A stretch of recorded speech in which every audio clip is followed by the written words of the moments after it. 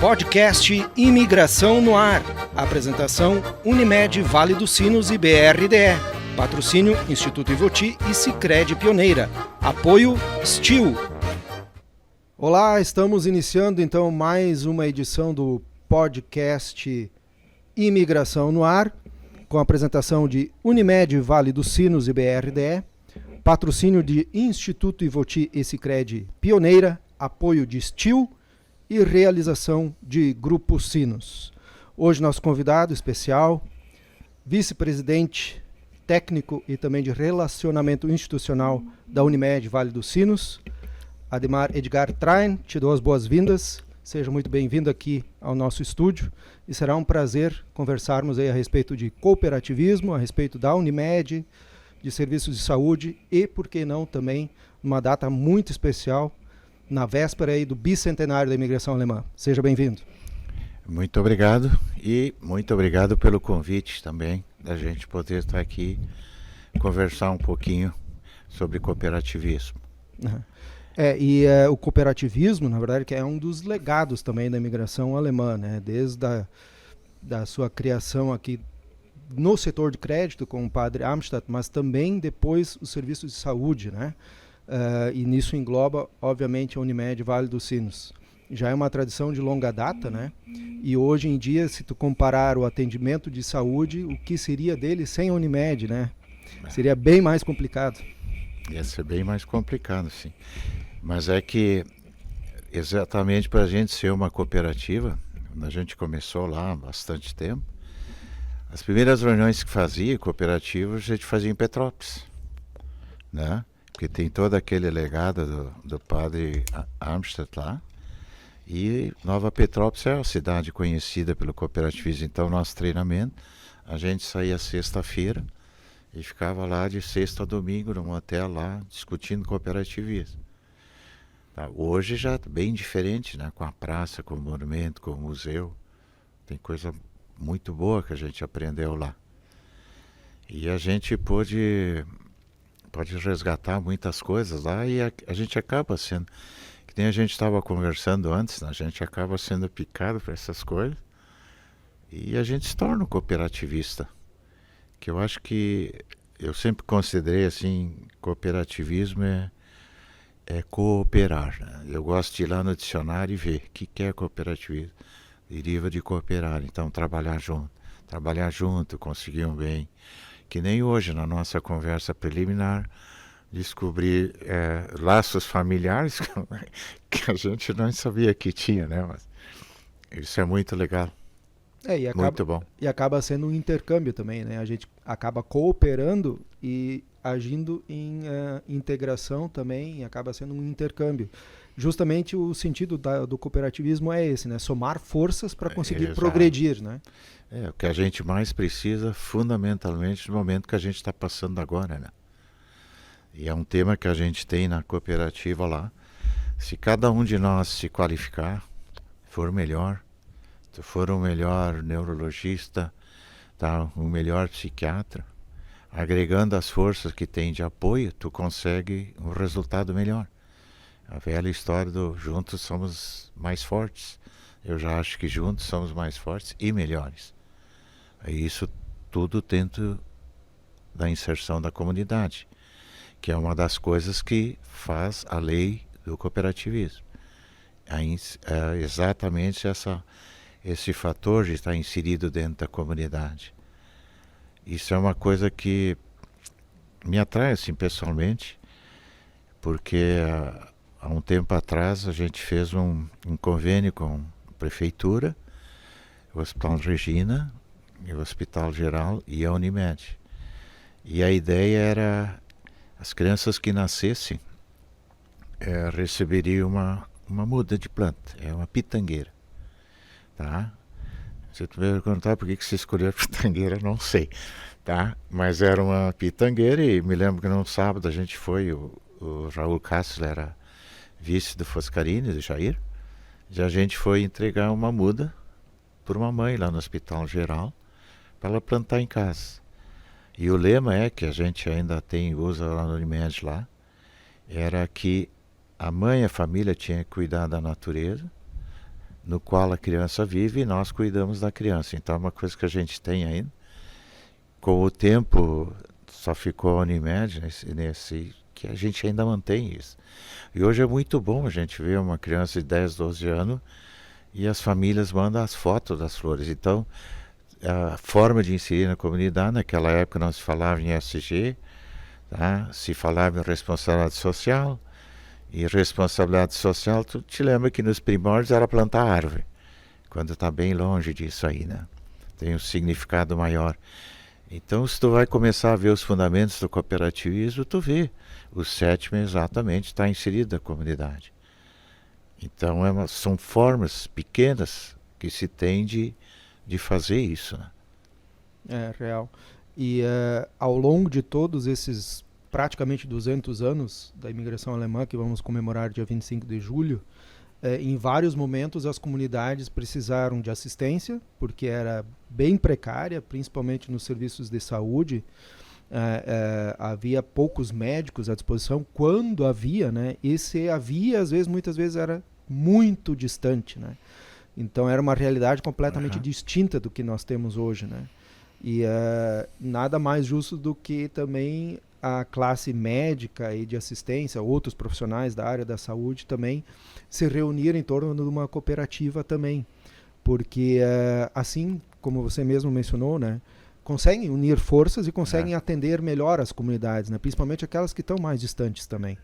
E tem um pouco de história dentro da própria medicina, né? Antigamente, eu me lembro, por exemplo, a gente conversou antes lá, tá? Tu deve te lembrar do Dr. Raul Kassel em Caí. Bruno Kassel. Bruno Kassel. Raul Kassel é o nosso colega aqui. Fala de memória aqui. Mas Dr. Bruno Kassel, que foi prefeito, tá? Era médico e naquela época não tinha especialidade, né? O médico ia para uma cidade, fundamentalmente do interior, fazia tudo. Ginecologia, obstetrícia, traumatologia, clínica, pediatria. Hoje não. As coisas se especializaram muito, a mudança, a geração de conhecimento, ela é muito grande. Então eu acho que aí cada vez mais, um pediatra não tem um conhecimento neurologista, o neurologista não tem um conhecimento neurocirurgião, né? Então, tu fazer uma cirurgia, neurocirurgia lá, tu fazer acordado e estimular tuas partes do cérebro e pedir, responde lá, e são coisas que tá fora da nossa capacidade. Então eu sempre achei, pega esse neurocirurgião, junta com o neurologista, junta com o clínico, aí a gente tem um resultado bom. Hoje com a inteligência artificial, essas coisas vão se multiplicar cada vez mais. Nós vamos precisar trabalhar com inteligência artificial. E houve uma palestra que a gente ouviu há 2 semanas atrás. A pergunta foi, a inteligência artificial é nosso inimigo ou não? Acho que não. É assim como veio a internet, como está vindo a inteligência artificial. E a resposta no fim, lá, depois de analisar muitas coisas, é aquela pessoa que trabalhar com inteligência artificial, ela vai ter melhores resultados daquele que não trabalhar. Isso é mais ou menos a mesma coisa quando entrou a internet. O Google? O Google. Tá? Então é um outro passo, é um outro patamar. Mas vamos ser bem sérios, antigamente era tudo centrado no médico. E era o médico. A gente gozava ali, vim de Caí, Charlau, depois Campo Bom quando me formei. Então naquela época Campo Bom ainda era o padre, o pastor, tá? A professora e o médico. Hoje a coisa não é mais assim, né? E outra, né? O médico também está sujeito a ficar doente também, né? Também. Ele também se torna cliente, que a gente chama. Ele é cliente, ele é fornecedor, ele é prestador de serviço, e muitas vezes ele vai precisar usar essa estrutura.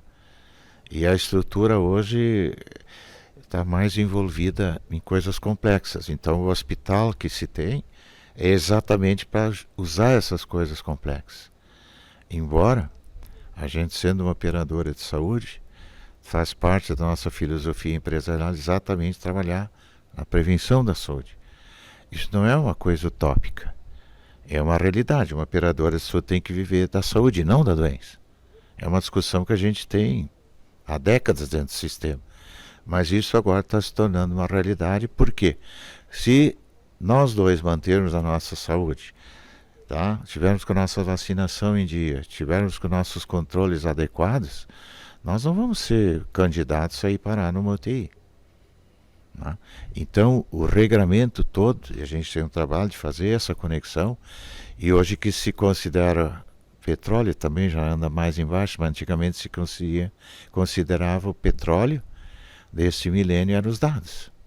E hoje a gente tem que ter os dados de forma adequada para poder interagir. Então essa coisa muda. Então cada vez menos a gente tem que tirar o individual, o egoísmo, tá? E ter a humildade de fazer parte de um grupo. Porque antigamente o médico era assim o dono da última palavra. Então isso é um cuidado que a gente tem que ter. Hoje é tudo multidisciplinar. O médico não vai fazer nada se não tiver uma enfermeira, um técnico de enfermagem. Anestesista. Não tem como. O hospital não vai funcionar se não tiver aquela pessoa que faz a higiene, que faz a limpeza. Tá? Então começa. Então é todo um ciclo. A gente não vive mais sozinho nesse mundo. Faz bastante tempo. Mas eu acho que a natureza agora está mostrando que nós não estamos sozinhos. Uhum. E ela está nos impactando diretamente, né?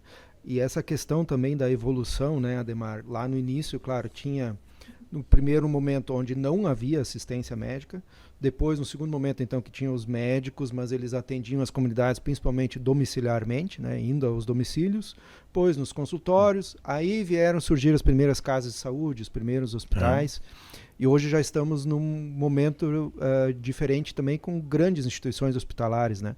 A Unimed tem um hospital modelo aqui em Novo Hamburgo, né? Fez um grande investimento. No dia 21 de maio desse ano fez 3 anos. No ano passado a gente inaugurou a Torre 1, mais com foco na materno-infantil, tá? Numa UTI neonatal, e também no centro de especialidades que a gente está procurando evoluir nesse sentido. Realmente a estrutura é muito boa, tá? E é bom, a gente tem orgulho de ter isso, mas a gente não pode perder aquele laço de a gente trabalhar empatia, relacionamento, tá? Como é que tu vai interagir? E um lema que a gente tem lá, que é o cuidado centrado no paciente, ou podemos traduzir por cuidado centrado no cliente. Então é um processo assim, quem é a parte maior dessa história? É o cliente. Então a gente tem que co-criar com o cliente muitas coisas, tá? Um prontuário médico, por exemplo, ele não é do médico, ele não é do hospital, ele é do cliente. Então essa co-criação, criar isso aqui junto, é muito importante. Porque não adianta nada eu ir lá, tá? Vou no meu cardiologista lá, vou lá no Paulo lá. Ele vai me dizer, olha, tu para de fumar, para de beber, para de fazer isso, vai fazer atividade física, cuida da alimentação. Se eu não estiver junto, não vou ser um parceiro, nós usamos lá o cooperado como cogestor da cooperativa. São 540 cooperados. Se cada um fizer a cogestão junto, evidentemente que nós vamos ter resultado melhor. Tá? É uma coisa inerente. Tá? Se eu trabalhar melhor, tá? Se eu evitar o desperdício. Nós somos regrados por ANS, a gente tem acreditação, a gente tem ONA, que é a Organização Nacional de Acreditação. Tudo isso a Unimed tem para manter a qualidade, buscando a excelência. A gente sempre diz, excelência a gente, quando acha que chega lá, ela se afasta da gente. Isso é uma frase do Eduardo Galeano que diz, mano, quando eu chegar lá na excelência, ela se afastou de mim 10 passos. Aí teve um Ademar da vida e perguntou, então para que serve esse negócio? E a resposta do Eduardo Galeano foi muito sábia, exatamente para mostrar o caminho. Então a gente busca excelência, sabendo que dali adiante vai ter coisa diferente. A cirurgia robótica, tá, se pensava lá no início do hospital, depois foi agregada. E assim são determinadas coisas que vão sendo agregadas. Hoje em dia, nos Estados Unidos, se faz ressonância magnética, na Europa também, para ver até que ponto o nosso cérebro é impactado pelas notícias que a gente dá, pela reação que tem, e isso tudo é medido. Então, a neuromodulação é uma coisa que está entrando, a imunologia. Então, são coisas totalmente diferentes. E novidades que surgem a toda hora, a todo momento. E duplica as coisas, Moacir. Eu sou de uma época, não vamos falar do ano, tá? Mas eu sou de uma época que a gente não tinha computador. Então a gente entrava na faculdade de anatomia, primeiro tinha o formal que impregnava as narinas da gente, era fácil. Hoje não é mais assim, mas naquela época era. Computador, analisar uma célula, ver o nucleolo, tal e tal, a formação, tu tinha que pegar um microscópio, tá? E tu tinha que desenhar aquilo. E aí identificar as partes. Hoje, tu pega, eu quero uma fórmula em 3D, tá? Quero ver o genoma, multiplica e faz. Então é totalmente diferente. E as coisas se duplicam. Nós já temos geração hoje que não lembra mais da chapa de raio-x, por exemplo. Exato. Eu me lembro da bibliografia. Tá? Mas é real. Esses dias chegaram lá. Tem gente que não sabe o que é disquete. Tem gente que não sabe o que é DOS. A gente tem que explicar às vezes o DOS. Tá? E aí disquete, CD. Eu ainda tenho CD guardado, mas tu ainda usa CD. A gente usa um pendrive. Tá? Ou vamos botar tudo na nuvem. Então, a gente trabalha dentro da Unimed com 5 gerações. Tá? Tem aquele médico que nunca usou computador, que teve que aprender a usar, porque a gente precisa dessa inteligência, a gente precisa interligar as coisas, então a gente precisa da tecnologia, tá? Então essa junção que tem que haver, a gente todo tem um aprendizado. E a gente sempre diz assim, só temos uma constante na nossa vida, é a mudança. Só que essa mudança está cada vez mais rápida. Tá? Tu te lembra, foi lançado a inteligência artificial, o GPT foi em novembro, acho que do ano passado, né? Não faz tanto tempo. A gente perde às vezes a noção porque passa muito rápido, né? Evolui muito rápido. Passa rápido demais, mas esses dias num evento que teve da faculdade Unimed, e a semana era bem propriamente chamada de Semana da Saúde, Health Week, tá? A gente foi se dar conta que essas coisas surgiram, e quando entrou a inteligência artificial, em 2 dias tinha milhões de acessos. E ela era os primórdios, hoje tem. E como ela aprende com ela própria. Ela aprende com ela própria. E nós que abastecemos ela, inclusive, né? Então a discussão que era, o professor Marcelo lá chegou a exatamente isso aí. A inteligência artificial, ela aprende. Aí ele botou uma foto do Einstein lá, botou do Elon Musk, diz, esses caras aí têm um QI de 150, tá? Se eu for muito aquinhoado, eu tenho um QI de 80, ele disse. Tá? Mas o que vai acontecer com a inteligência artificial? Nós vamos unindo ela de informações. Ela vai vindo, ela vai fazendo o aprendizado, o machine learning. Então ele diz, vocês acham que a inteligência artificial vai ter um QI de 150? Muito acima disso. Vocês acham que nós podemos competir? Ela vai melhorar o nosso trabalho, mas nós temos que aprender a trabalhar junto. E a resolução dele foi isso é tão rápido que a gente não se dá conta. É aquela história clássica, quanto tempo levou para disseminar o rádio, quanto tempo levou para ensinar. Hoje as coisas são praticamente instantâneas.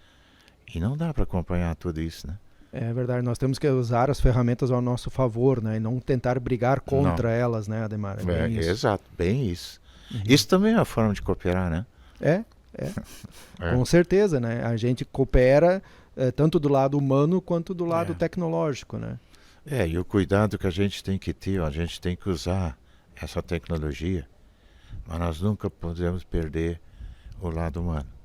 Então essa empatia, essa interrelação que tem que ter, o cuidado centrado no paciente não é só na segurança do paciente.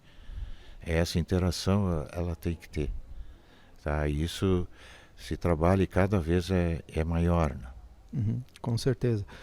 Só situando, estamos então com mais uma edição do podcast Imigração no Ar, com a apresentação de Unimed, Vale dos Sinos e BRDE, patrocínio de Instituto Ivoti e Sicredi Pioneira, apoio de STIL e realização do Grupo Sinos. Você mencionou agora há pouco a questão da natureza, né? E que às vezes ela nos dá muitas lições. Acabamos de passar e ainda estamos passando e ainda iremos ter sequelas disso talvez para sempre, da maior catástrofe climática que a gente já viveu aqui no estado do Rio Grande do Sul em todos os tempos, que foi as recentes enchentes, foram as recentes enchentes, e que afetou também os serviços de saúde, né? Aumentou a demanda, mas ao mesmo tempo se teve uma limitação de atendimento, porque às vezes os acessos estavam impossibilitados, né, Ademar? É uma equação que é bem difícil de resolver essa. É bem complicada, porque, por exemplo, em São Leopoldo, se fechou 10 dias lá, porque entrou água lá dentro. Então ficou sem ter trabalho, médico e tal. Médico de São Leopoldo, que trabalhava no hospital, que nós chamamos Torre 2, Torre 1 aqui em Novo Hamburgo, não puderam chegar até aqui. Tá? Então a gente que estava em Novo Hamburgo não sente isso aí. Mas tu não podia passar o Rio dos Sinos. Né? Então afeta. E consultórios de colegas foram impactados. Aí vieram alguns trabalhar em Novo Hamburgo durante um tempo. Mas nós temos mais de 2.270 colaboradores. 252 desses colaboradores foram diretamente impactados. Uma das coisas que chamou muita atenção no grupo que a gente trabalha, mora num apartamento, terra, e a água chegou a 1,80 m, ou seja, chegou até o teto. Então a perda foi total. Só ficou, o grupo que foi lá, só ficou uma grade sobrando. Teve uma outra que morava em Matias Velho. Então vinha todo dia de lá para cá. Pá, como é que tu vem? Vem de trem. Trem não tinha. Aí ela morou em 7 lugares diferentes durante a época de enchente. E ela ia dizer, onde é que tu tá? Hoje eu tô em Imbé. Como em Imbé? Vocês têm casa? Não, eu estou na casa de amigos meus. Ela ficava 2, 3 dias lá, ia para um outro lugar. E hoje, felizmente, se estabeleceu em Loma Grande. Mas essas coisas que a gente vivenciava mais perto, mostra que nós não estamos sozinhos. Se houve uma coisa nessa tragédia toda, é que ela foi democrática. É a única coisa que eu acho que atingiu todas as camadas da sociedade. Todas as camadas da sociedade, e as consequências serão de todas. Não tem como. A turma de Gramado está reclamando lá porque o aeroporto está fechado. Não vai turista para lá, por exemplo. E as demissões que houveram lá, das pessoas tiveram que demitir para manter os negócios deles funcionando.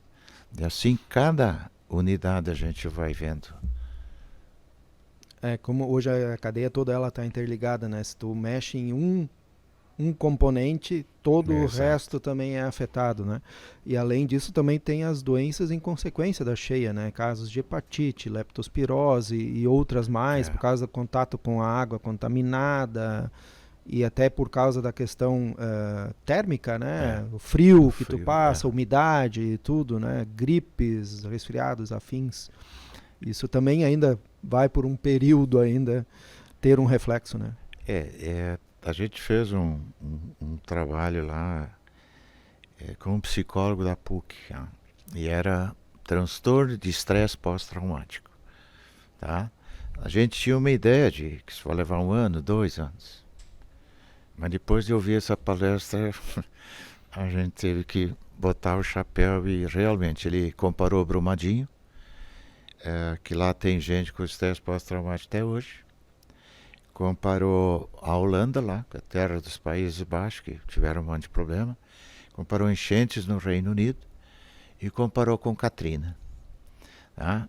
Então a gente sabe que vai aumentar os índices de depressão, vai aumentar o índice de ansiedade, tá? E em alguns lugares aqueles patamares ficam de até mais de 30%. Então num lugar tu tem mais depressão, outro tem mais ansiedade. Tá? E a gente achava, não, 1 ano, 2, não, é bem mais. permanece. Ele colocou lá, isso vai 3 anos. Aí, como psicólogo, no fim houve a pergunta, como é que nós vamos administrar isso? Aí a gente brincou lá, que um psicólogo puxou a sardinha e falou, não, tem que fazer 3 sessões de análise, de psicoterapia por semana. Isso a gente não faz, tu não faz, eu não vou fazer. 3 sessões é inviável. Então nós temos que descobrir uma forma de como chegar e manter o que é mais importante agora, a saúde mental. Porque isso nós vamos ter reflexo para dentro. Na minha vida, e com certeza na tua, foi a maior coisa que eu passei. Isso que com 15 anos eu já tinha passado a enchente de São Leopoldo, que eu morava na Charlau.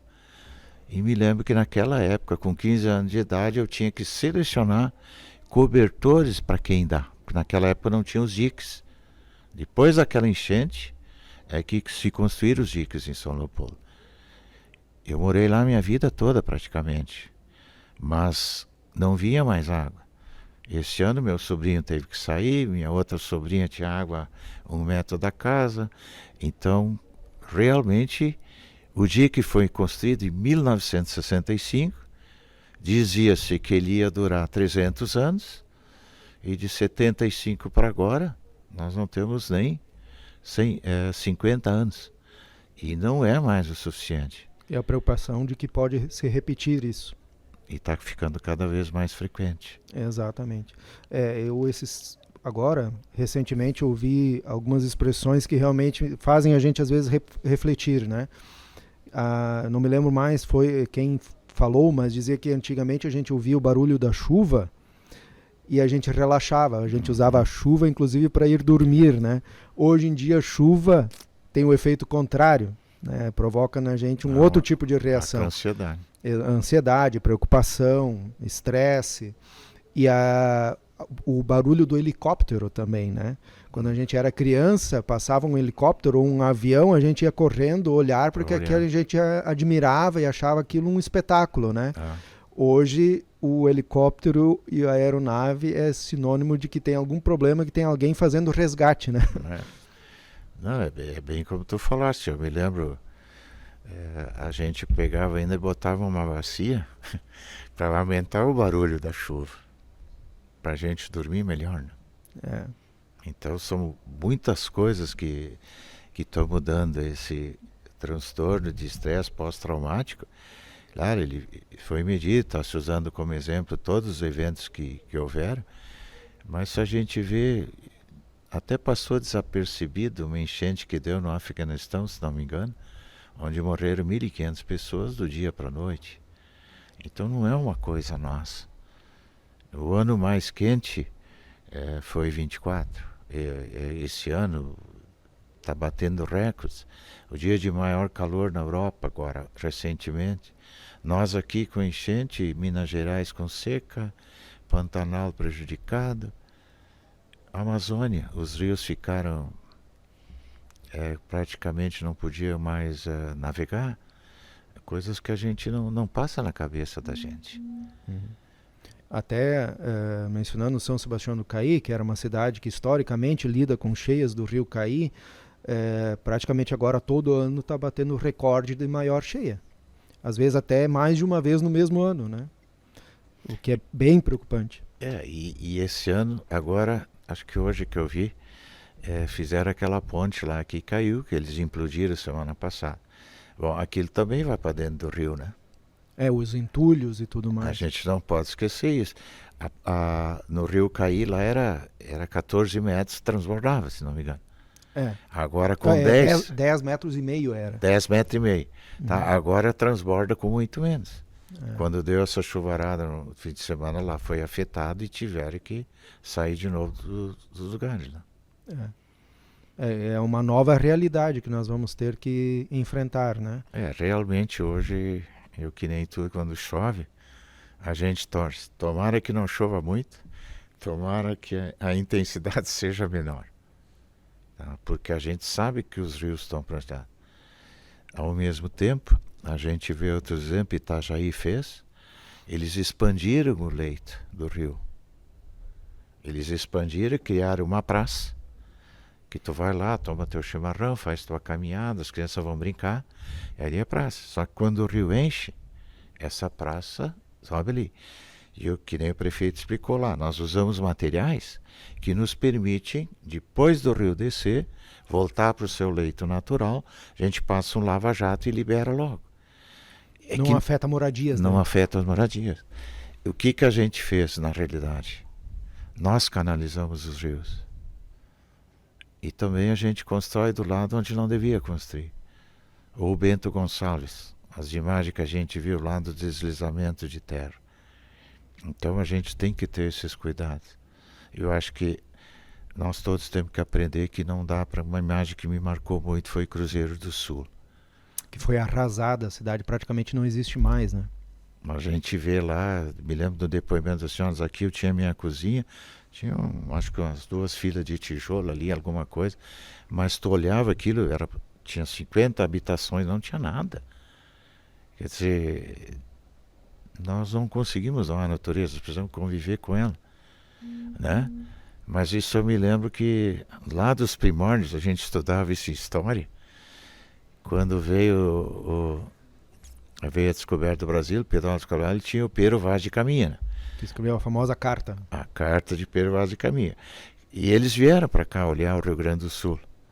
E o que ele escreveu naquela época, em 1500, era: terra inabitável, cheia de rios, lagos e tudo. Não tinha. Esse era o conceito há 500 anos atrás. E nós ajudamos a bagunçar esse coreto aí, né, Marcelo? Ainda mais, e às vezes para enfrentar esse tipo de desafio, seja ele para lidar com enchentes ou outras catástrofes naturais também, e inclusive para também questões de doenças e tudo mais, às vezes a gente tem que dar um passo atrás e olhar para o seu passado, os exemplos que os nossos antepassados deixaram, do que eles faziam e que dava certo, né? Porque eles também tiveram esse tipo de desafio, né? Por exemplo, os primeiros imigrantes que chegaram aqui em 1824, dia 25 de julho, logo na chegada eles já enfrentaram uma cheia do Rio dos Sinos. Só que, claro, naquela época impactava muito menos porque a população era muito menor. Pequena, né? Só que eles também tinham esse desafio, né? E há relatos de viajantes que passavam por aqui que diziam, o rio está em época de cheia, é mais rápido tu ir por terra do que tu ir pelo rio, porque além dele ser sinuoso, por isso que ele tem o nome de Rio dos Sinos, né? Por ser sinuoso, e não por causa do badalo do sino, ou coisa assim, mas por causa da quantidade de curvas que ele faz, e ele vai serpenteando entre os vales, né? E ele dizia, acaba sendo a viagem mais demorada por rio do que por terra.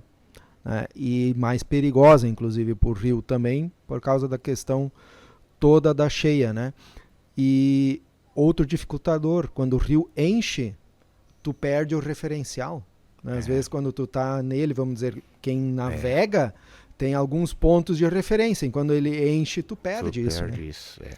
Então, o pessoal tinha que usar muito da sua inteligência e ter um senso muito grande de geográfico, de localização, de caminhos para percorrer, de estratégias para utilizar, e às vezes a gente tem que ver de que forma eles pensaram e de que forma eles agiram e de que forma eles fizeram para superar determinado problema e tentar aplicar na nossa realidade de hoje, né? Ouvindo tu falar, me lembrei de semana passada, assim, dos índios. Os índios sabiam conviver com a natureza e eles nunca se estabeleciam do lado do rio. Eles tinham uma determinada margem, eles iam até o rio, né? Mas eles tinham uma margem, então eles já tinham esse conhecimento. E a gente não faz. Agora que mais se fala em desassoreamento. Será que o nível que vai ficar, que nem tu disseste, 10 e pouco lá em Caí, que já está mais baixo, com 6 já transbordou?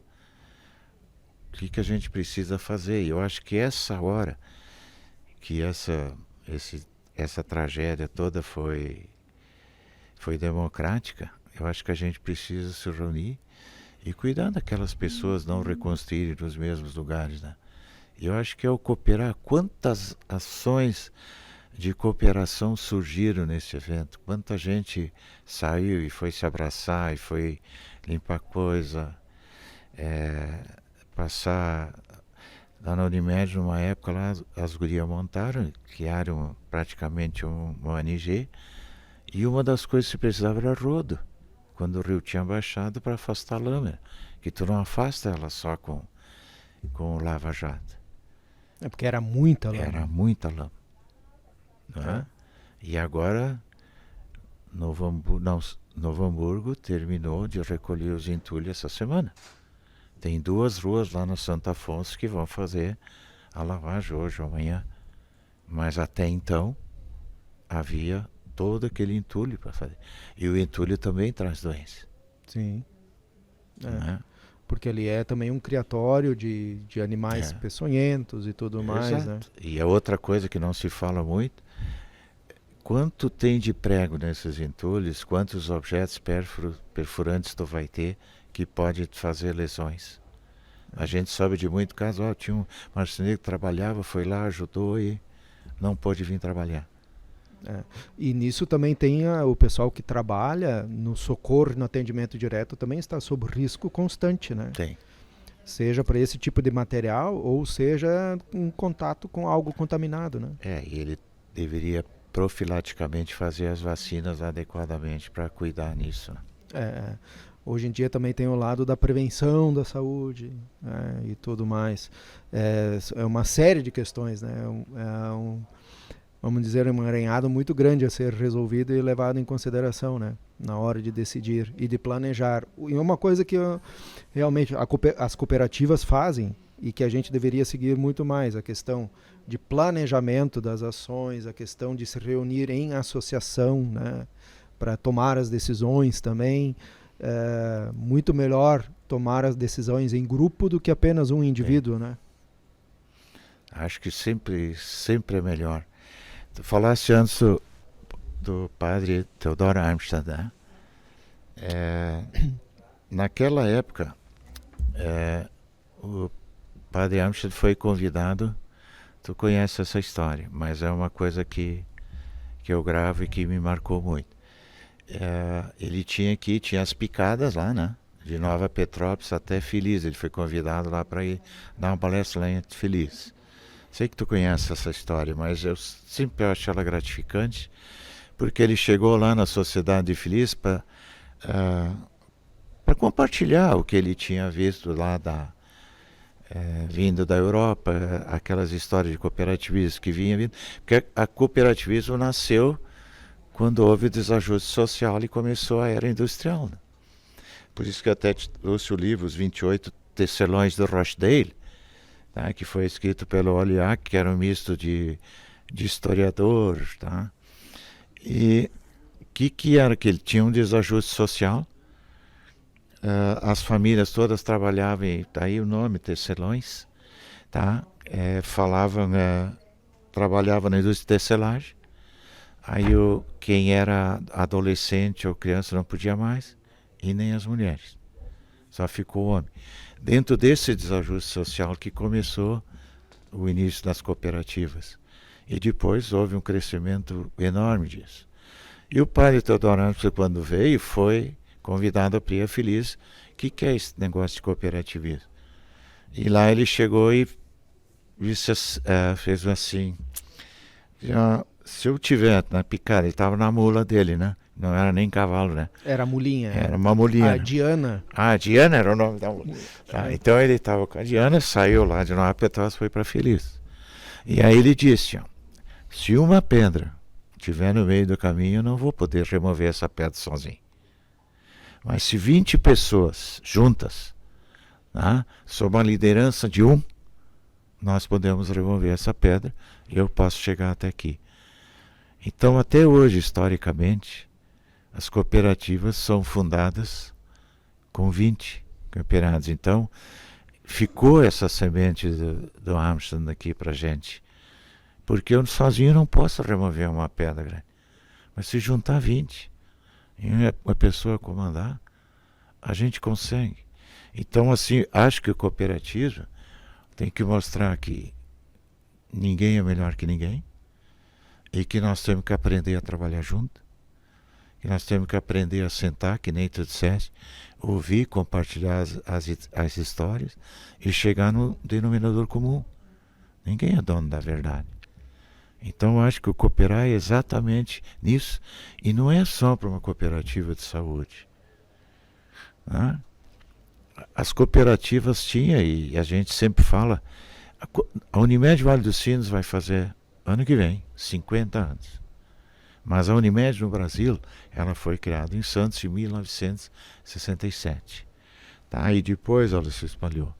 E a gente sempre diz que ela surgiu na contramão da história. Porque naquela época, 1960, 1950, as cooperativas que existiam, INCA e tudo, elas eram mal vistas pelo governo. Então eles não queriam que elas fossem empoderadas. Então aí lá surgiu esse momento com o Dr. Edmundo Castilhos, lá na cidade de Santos, fundaram a primeira cooperativa. O que eles queriam? Evitar a intermediação da medicina. O cara contratava um médico, te pagava X, e pagava X, e tu era ali um... Então começou a diferença. O que é uma sociedade mercantil, o que é uma cooperativa? Numa cooperativa tu é dono, mas não é o único dono. E se tu prejudicar, tu prejudica o outro. Então esse trabalho que a gente tem que fazer, exatamente, até em termos de remuneração. A remuneração correta e adequada tem que ser uma remuneração que é dada com valor em saúde. É um conceito bem diferente. Que quando a gente sai da faculdade, na nossa época lá tinha muita doença infecto-contagiosa. Hoje não é mais isso que nos dá o problema, tirando as tragédias de maio. Né? Mas exatamente esse trabalho de trabalhar em prol da saúde, melhorar a tua saúde. Olha o que a gente vive hoje. A gente vive muito mais. Então, o que a gente tem? Nós temos que chegar nessa idade, 70, 80 anos, mas com qualidade de vida. Nós não podemos chegar com 70, 80 anos e estar dependente de outras pessoas. Só que isso tudo é um passar. Tinha um professor nosso, já falecido, ele foi dar uma palestra uma vez na Universidade de Santa Maria. Isso no século passado. E ele dizia, não tinha nada de tecnologia naquela época, mas ele já dizia, professor Rigato, Mário Rigato, sempre andava com a borboletinha ali no hospital. Mas ele dizia, a mulher foi concebida para viver 120 anos. O homem foi concebido para viver 110 anos. Desde que ele não se mate diariamente. O matar diariamente, ele era totalmente contra o cigarro, era se alimentar bem, era ter atividade física, tudo que a gente prega hoje.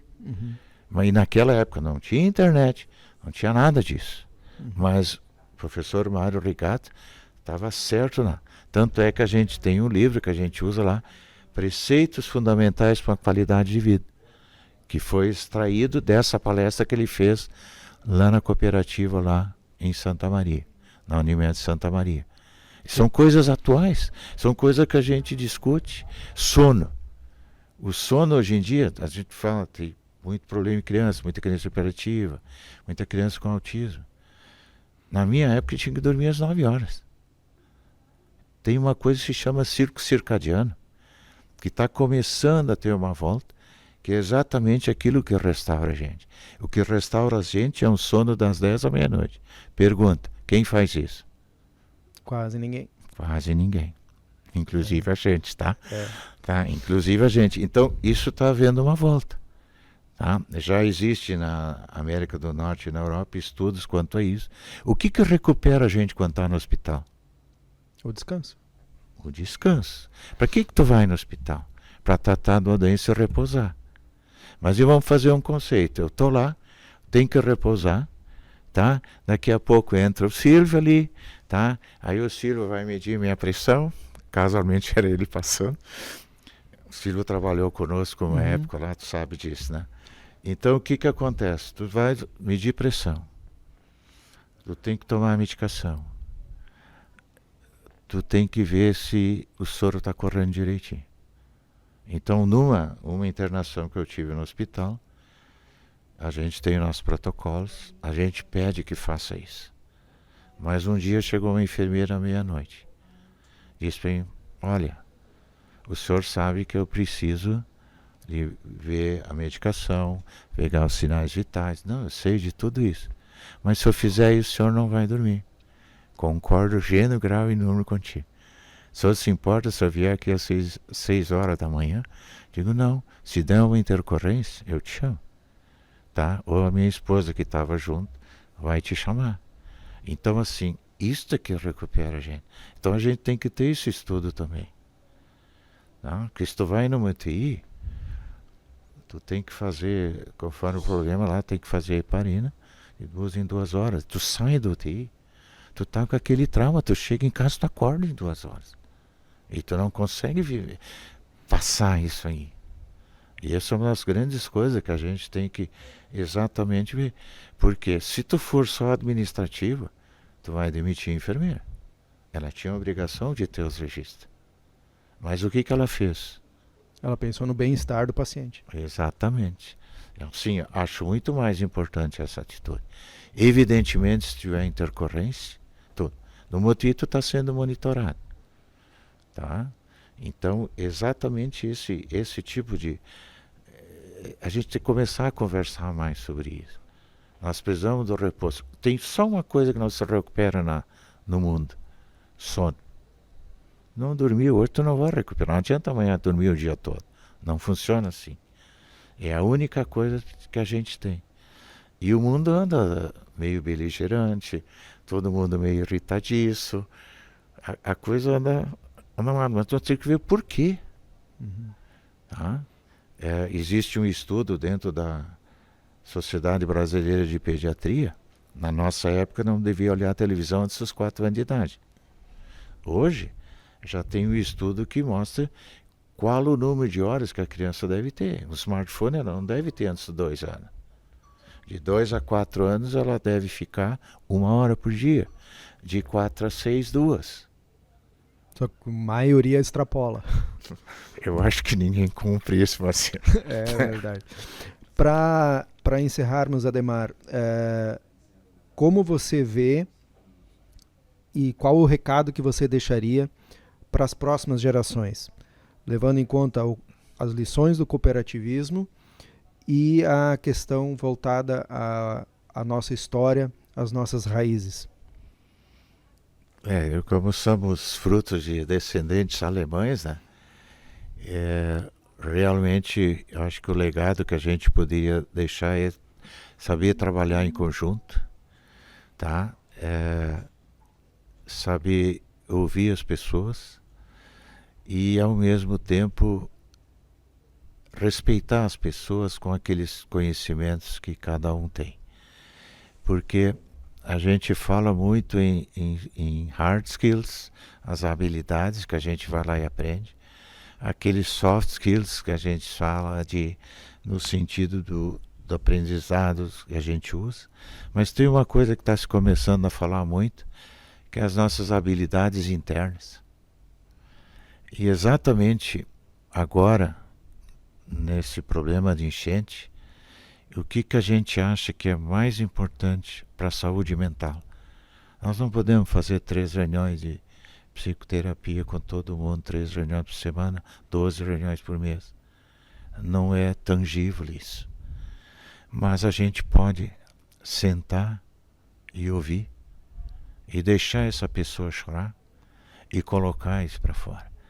Se a gente ouvir, evidentemente nós vamos se emocionar, a não sei que tu tem uma barreira muito grande, mas o simples fato da gente estar ouvindo as pessoas, saber conviver em grupo, tá? Fazer esse estilo, essa forma de colaboração é uma coisa que é importante. Isso é a essência do cooperativismo. A gente costuma brincar lá, juntos somos melhores e mais fortes. Mas cooperativismo, na nossa concepção, é 1 mais 1 tem que ser maior que 2. Não igual a 2. Eu tenho que usar o potencial. Cada um de nós vem para um talento. Cada um de nós nasceu e está nesse mundo por um motivo. Um é para fazer TI, outro é para ser enfermeiro, outro é para ser médico, outro é para ser advogado. Mas assim, ó, se a gente somar isso é uma coisa para acontecer, a gente tem que ter a mente aberta. Se a gente não tiver essa mente aberta e não pensar isso, que cooperar é trabalhar um junto ao outro e não contra o outro, que isso também existe, né? Então, o cooperativismo, a lição, e a gente tem orgulho, e infelizmente sabe que as nossas coisas foram, todos os 200 anos foram prejudicados por tudo isso que houve, tá? Mas é exatamente um legado que veio daquelas gerações que eles saíram lá da Alemanha, eles saíram da minha região lá, que era Hunsrück, eles vinham lá de baixo sul, atravessavam a Alemanha, ficavam 2 meses esperando um navio chegar, para levar 3 meses para chegar no Rio de Janeiro, e do Rio de Janeiro vir para uma fragata para cá. Essa história, quantas pessoas morreram no caminho? Por que eles saíram de lá? Muitos perigos enfrentaram. Exato. E não é andar de navio como era hoje, né? 1824 a coisa era bem diferente. Exato. Agradecemos a visita e a participação nesse bate-papo muito legal, muito bacana, ao Ademar Edgar Train, vice-presidente técnico e de Relações Institucionais da Unimed Vale dos Sinos. Um abraço, Ademar. As portas sempre abertas. Obrigado por atender nosso convite. Obrigado, Moacir. Foi um privilégio ter estado aqui contigo. Esse, então, é o podcast Imigração no Ar, com a apresentação de Unimed Vale dos Sinos e BRDE, patrocínio de Instituto Ivoti e Sicredi Pioneira, apoio de STIL e realização do Grupo Sinos. Agradecemos a audiência do nosso público e fica o convite para as próximas edições. Até mais, pessoal. Podcast Imigração no Ar. Apresentação Unimed Vale dos Sinos e BRDE. Patrocínio Instituto Ivoti e Sicredi Pioneira. Apoio STIL e realização Grupo Sinos.